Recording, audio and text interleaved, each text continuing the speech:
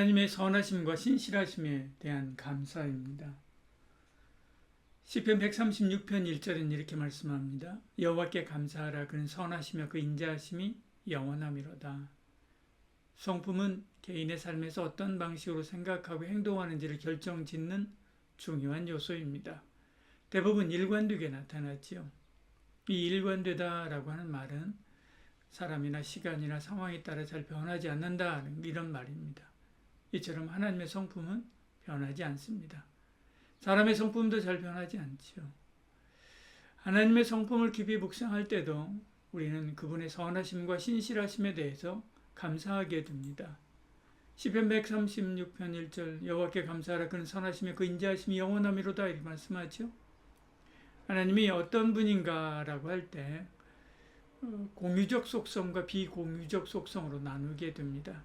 공유적 속성은 오직 하나님만이 가지는 속성이죠. 스스로 존재하심, 불변하심, 무한하심 이런 것입니다. 공유적 속성은 우리가 닮을 수 있는 그런 속성입니다. 영적인 존재라는 것, 지성적인 존재, 자유의지가 있는 주권이 있다는 것, 도덕적인 존재 이런 것들이죠.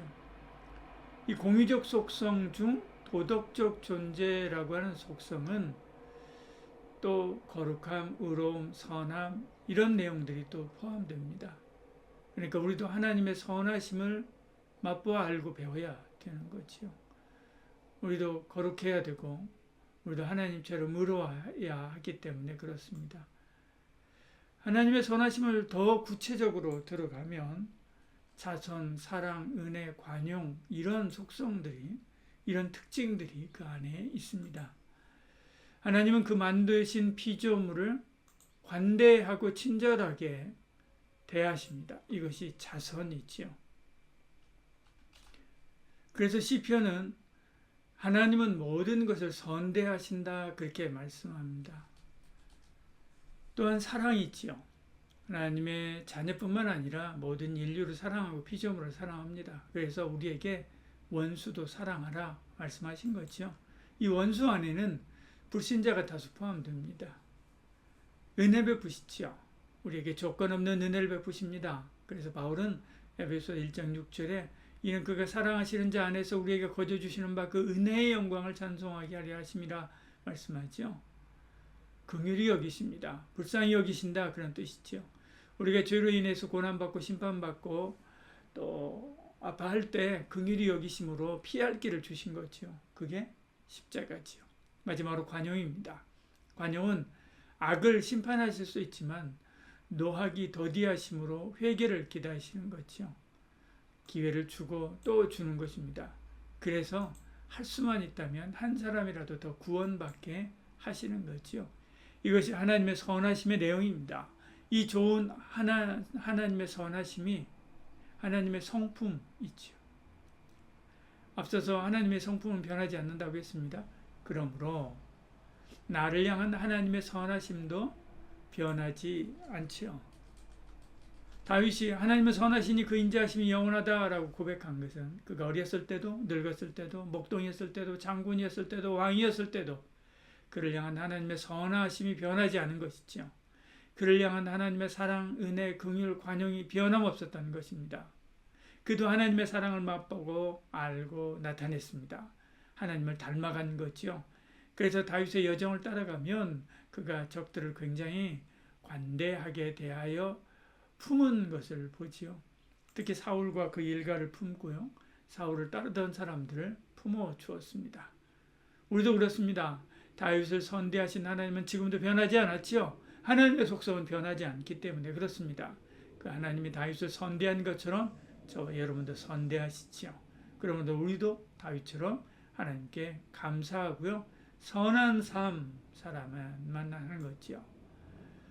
이런 하나님의 신실하심은 우리의 믿음을 굳게 합니다. 다윗에게 은혜 베푸신 하나님이 나에게도 은혜 베푸시고 다윗에게 사랑을 부어주신 하나님이 나도 사랑하시고 다윗에게 긍휼을 베푸신 하나님이 나도 긍휼히 여기시고 다윗에게 관대하신 하나님이 나도 관대하게 대할 것이다 라고 하는 것을 알기 때문에 그런 거죠. 그리고 나도 다윗처럼 하나님의 선하심을 닮아서 다른 이들을 은혜와 사랑과 긍휼과 관대함으로 대하고 섬겨야 되는 거죠. 그래 잘 안 됩니다. 실패하고 넘어집니다. 그때마다 하나님의 선하심이 드러난 예수 그리스도의 십자가를 붙들어야 됩니다.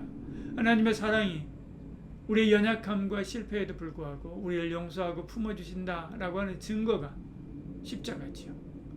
요한일서 4장 9절에 이렇게 말씀합니다. 하나님의 사랑이 우리에게 이렇게 나타난 바 되었으니 하나님이 자기의 독생자를 세상에 보내심으로 그로 말미암아 우리를 살리려 하심이라. 사랑은 하나님의 선하심의 특성 중 하나입니다. 그런데 하나님의 선하심이 나타난 결정적인 증거가 십자가라는 말이죠.